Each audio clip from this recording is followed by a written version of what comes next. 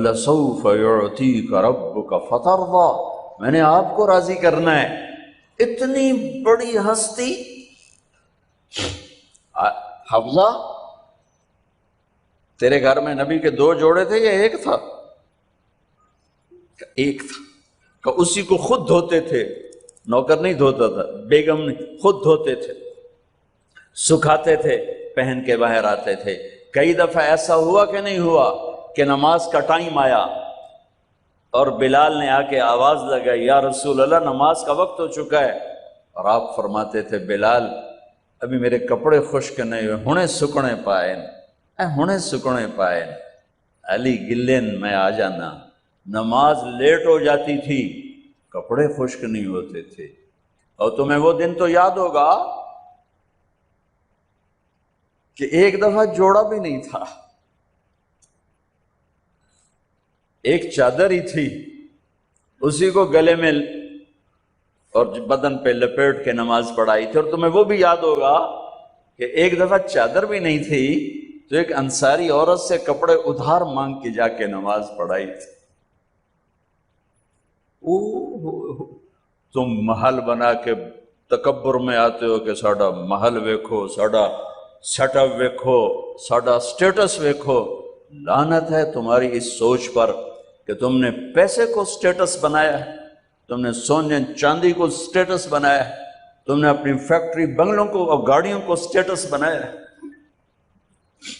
کس چیز کو؟ اس مچھر کے پر کو، اس دھوکے کے گھر کو، اس مکڑی کے جالے کو، اس مٹ جانے والی کائنات کو، اس دھوکے باز بڑھیا کو، اس مکار بڑھیا کو، اس غدار کائنات کو تم کہتے ہو کہ ایسی بڑے چودھری ہیں، بڑے سردار ہیں، بڑے تاجر ہیں۔ کیا ہے؟ مچھر کا پر، دھوکے کا گھر، مکڑی کا جالا۔ جاؤ قبرستان میں میانی میں بڑے بڑے سردار پڑے ہیں، جہانگیر کے قبر پر جا کر دیکھو، اس کے نام کا ڈنکا بجتا تھا، سنسان۔ اے راوی کے کنارے ایک ٹوٹا سا مکان ہے، دن کو بھی جہاں شب کی سیاہی کا سما ہے۔ یہ کون ہے؟ کہتے ہیں یہ آرام گہے نور جہاں ہے، جس پر جہانگیر مر مٹا، ساری چابیاں جس کو پکڑا دیں، دن میں بھی شب کی سیاہی کا سما ہے۔ تجھے یاد ہے حفظہ میرے نبی نے کبھی ٹیک لگا کے کھانا کھایا؟ تمہیں یاد ہے کبھی ٹیک لگا کے کھانا کھایا؟ ہمیشہ ایسے جھک کے کھانا کھایا کہ میں غلام ہوں، غلاموں کی طرح کھاؤں گا۔ ایک دفعہ تو نے چھوٹے سے اس پر ٹیبل پہ رکھ دیا تھا اور کہا یا رسول اللہ آپ ذرا آرام سے کھا لیں، تو آپ نے کھانا اٹھا کے زمین پہ رکھ کے کہا تھا حفظہ میں غلام ہوں، میں غلاموں کی طرح کھانا کھاؤں گا۔ تجھے وہ بھی یاد ہوگا تیرے گھر میں میرے نبی کا بستر کیا تھا؟ بتا۔ کیا یہ ٹاٹ تھا؟ ٹاٹ جو دن میں پھیلا دیتی تھی، رات کو دوہرا کر دیتی۔ کہ اچھا وہ رات یاد ہے جب تو نے اسی ٹاٹ کی ایک کی بجائے 2 تہہ لگائی تھیں، اور صبح اللہ کے نبی نے پوچھا تھا حفظہ میرا بستر تبدیل کر دیا؟ کہ نہیں یا رسول اللہ وہی ہے، میں نے ایک کی 2 تہہ لگا دی تاکہ آپ کے لیے تھوڑا نرم ہو جائے۔ کہ نہیں حفظہ اسے جیسا پہلے تھا ویسا ہی کر دو، میں رات کو اٹھ کے اللہ سے باتیں کرتا ہوں، اس کی نرمی نے مجھے اٹھنے میں ذرا رکاوٹ پیدا کی۔ یہ باتیں میں ٹھیک کہہ رہا ہوں؟ کہ جی ہاں ٹھیک۔ کہ تو اب تم مجھے کہنے آئی ہو کہ میں راستہ بدل لوں۔ حفظہ جنہوں نے تمہیں بھیجا ہے، عائشہ جنہوں نے تمہیں بھیجا ہے انہیں بتاؤ 3 دوست تھے، 3 مسافر تھے، ایک ان کی منزل تھی، ایک ان کی راہ تھی، ایک ان کی ڈگر تھی، اس پر ایک چلا اور چلتے چلتے چلتے اپنی منزل پہ پہنچا اللہ کے محبوب، پھر دوسرا چلا اور اسی ڈگر پہ چلا اور چلتے چلتے اپنی منزل پر پہنچا ابو بکر صدیق۔ اب تیسرا چل رہا ہے، اگر انہی کی راہ پہ چلے گا تو ان تک پہنچے گا، ادھر ادھر ہو گیا بھول بھٹک جائے گا۔ انہیں جا کے بتا دو کہ جس راہ پر میرے دونوں ساتھی چلے میں اسی پہ چلتا رہوں گا، یہاں تک کہ میرا اللہ مجھے میرے ساتھیوں سے ملا دے۔ اللہ نے کیسے ملایا؟ نماز میں خنجر لگا، نماز فجر کی نماز پڑھاتے تھے، اب ایک دم گرے، وہ چھپا ہوا تھا ابو لولو مجوسی، اس نے 7 وار کیے خنجر کے پیٹ میں، تو اب گرے، تو پہلی صف والوں کو تو پتہ تھا، پیچھے نہیں، تو عبد الرحمن بن عوف نے لپک کے آگے مصلی پہ کھڑے ہو کے نماز شروع کرتے، اور چند آدمی اس کو پکڑنے کے لیے بھاگے، پھر اس نے آگے جا کے اپنے آپ کو خنجر مار کے اس نے خودکشی کر لی۔ اٹھا کر مکان پر لے گئے، دودھ پلایا گیا تو وہ آنتوں سے باہر نکل گیا، کہنے لگے موت کا پیغام آ گیا ہے۔ تو اپنے بیٹے کو بلایا، کہ بیٹا جا کر اماں جان عائشہ سے کہو کہ عمر امیر المومنین نہ کہنا، اب میں امیر المومنین نہیں ہوں، کہنا کہ عمر بن خطاب اپنے دونوں ساتھیوں کے ساتھ قبر کی جگہ چاہتا، اگر مجھے اجازت مل جائے تو مجھے وہاں دفن کرنا، اگر اجازت نہ ملے تو مجھے عام قبرستان میں دفن کر دیں۔ عبداللہ بن عمر تشریف لے گئے تو اماں عائشہ بیٹھی رو رہی تھی، کہ اماں جان میرا باپ عمر بن خطاب اجازت چاہتا ہے قبر کی اپنے دونوں ساتھیوں کے ساتھ۔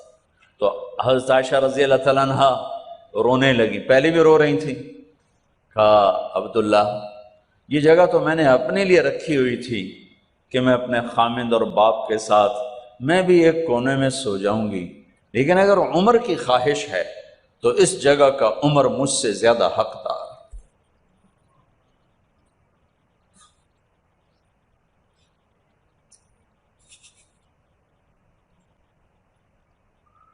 بیٹے نے آ کر کہا ابا جان مبارک ہو، اجازت ہو گئی۔ کہا بیٹا ہو گئی، لیکن جب میری میت اٹھاؤ تو دروازے پر جا کر رکھنا اور ایک دفعہ دوبارہ پوچھنا، ہو سکتا ہے میرے شرم میں اجازت دی ہو اور میرے مرنے کے بعد انکار فرما دیں، تو ایک دفعہ دوبارہ پوچھنا، اس وقت پہ اجازت ملے تو پھر لے جانا ورنہ واپس لے جانا۔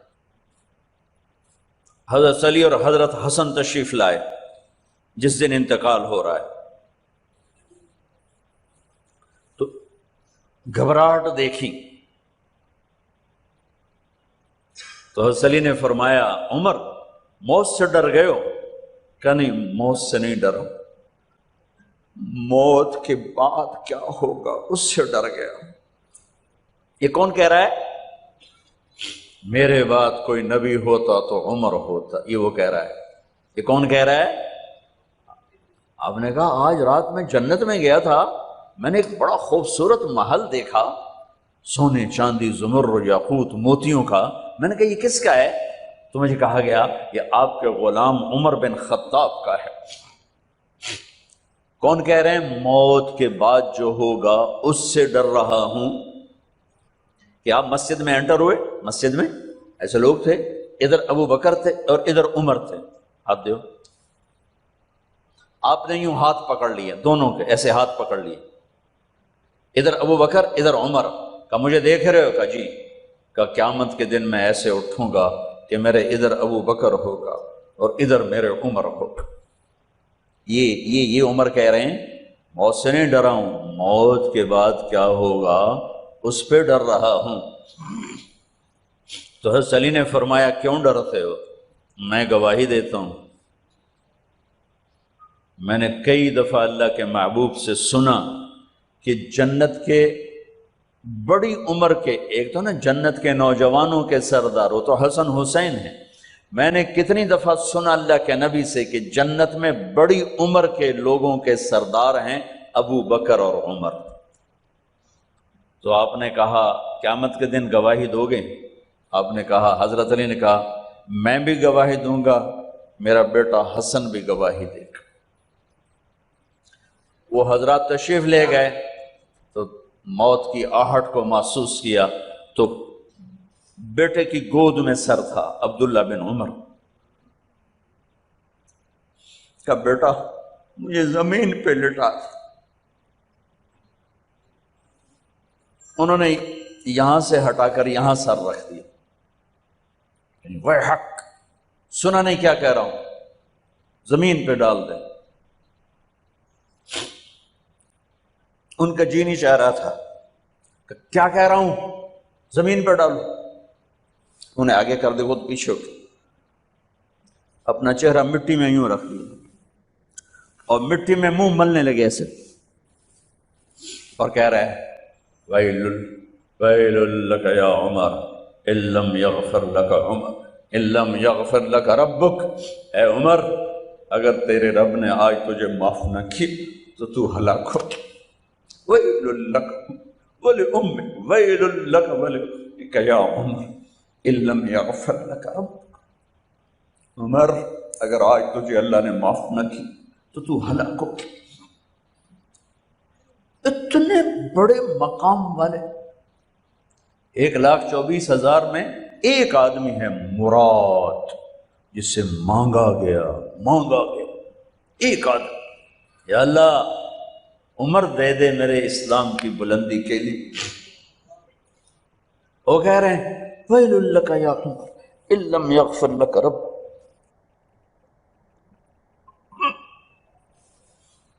اے عمر تو برباد ہو گیا اگر تیرے رب نے تجھے معاف نہ کی۔ یہ کہتے کہتے کہتے کہتے جان نکل گئی۔ صہیب رضی اللہ عنہ نے آپ نے وصیت فرمائی تھی میرا جنازہ صہیب پڑھائے، رومی، جنازہ پڑھایا گیا، کندھوں پہ اٹھایا گیا، اور آ کر اماں جان عائشہ رضی اللہ عنہ کے دروازے پر عبداللہ بن عمر، باقی تو کوئی پتہ نہیں تھا کسی کو، گوے ٹھہر جاؤ جنازہ یہاں رکھ دو۔ پھر آگے بڑھے، دستک دی، اماں جان میرا باپ عمر بن خطاب دروازے پہ پہنچ چکا ہے، اندر آنے کی اجازت ہے۔ تو اماں جان عائشہ نے فرمایا مرحبا بعمر، ہم عمر کو خوش آمدید کہتے، اور باہر تشریف لے گئیں۔ وہیں حجرہ مبارک میں قبر کھودی گئی تو عبداللہ بن عباس فرماتے ہیں کہ میرے کندھے پر کسی نے ہاتھ رکھا تو میں نے یوں پیچھے مڑ کے دیکھا تو جناب امام المتقین حضرت علی کھڑے ہوئے رو رہے تھے اور فرما رہے تھے عمر مجھے پتا تھا تیرے سوا یہاں کوئی نہیں آ سکتا، مجھے پتا تھا یہاں تو ہی آئے گا اور کوئی نہیں آ سکتا، چونکہ میں نے ہزاروں دفعہ سنا خرجت انا و ابو بکر و عمر دخلت انا و ابو بکر و عمر، میں نے ہزاروں دفعہ اپنے نبی کی زبان سے سنا میں اور ابو بکر عمر گئے تھے، میں اور ابو بکر عمر آئے تھے، میں اور ابو بکر عمر اندر گئے تھے، میں اور ابو بکر عمر باہر گئے تھے، میں نے اپنے نبی کے نام کے ساتھ تجھے اور ابو بکر کو اتنا سنا ہے کہ کسی کو نہیں سنا، لہذا مجھے پتا تھا تو اسی جگہ پہ آئے گا، تیری یہی جگہ ہے۔ میرے بھائی بہنوں، یہ وہ لوگ ہیں جنہوں نے رضی اللہ عنہ کا ٹائٹل جیتا اور پھر روتے روتے مر گئے۔ مجھے کیا خبر کیا ہونے والی، آپ کو کیا خبر کیا ہونے والی؟ بے شک میرا رب رحیم ہے، اس کے رحم کے تو فعلی کام بنے گا، کیڑیاں تقریراں تے کیڑے علم، کیڑیاں نمازاں تے کیڑیاں تجدہ، کم تو اس کی رحمت پر بنے گا، پر یہ اعمال اس کی رحمت کو لینے کا راستہ ہیں۔ یہ بھی ٹھیک نہیں ہے کہ اللہ غفور الرحیم ہے آپ ہی معاف کرے گا، یہ یزید اور حسین کو برابر تو نہ کر، آل رسول کی بوٹی بوٹی نوچ دی جائے اس کی رضا کو ڈھونڈنے کے لیے۔ وہ نہیں کہہ سکتے تھے اللہ بڑا غفور الرحیم۔ اس لیے بھائی بہنوں، معاملہ بے شک اللہ کی ذات سے ہے، بڑا کریم ہے، آنسو دیکھنا چاہتا ہے، ندامت دیکھنا چاہتا ہے۔ کون ہے جس سے گناہ نہیں ہوتا؟ کون؟ میں اسے انسان ماننے کے لیے تیار نہیں، یا تو وہ کوئی فرشتہ ہے یا نبی ہے، نہ نبی آ سکتا ہے نہ ہم فرشتے ہیں، وہ انسان ہی نہیں جس سے خطا نہ ہو۔ لہٰذا میں اپنے رب کی قدرت پہ قربان جاؤں، رحمت پہ قربان جاؤں کہ اس نے توبہ کے لیے نہ عمر کی قید نہ عدد کی قید. ابھی تو 60 سال کا ہو گیا ہے، 70 سال کا ہو گیا، اب تیری کوئی توبہ نہیں، آخری سانس میں آ جا قبول ہے.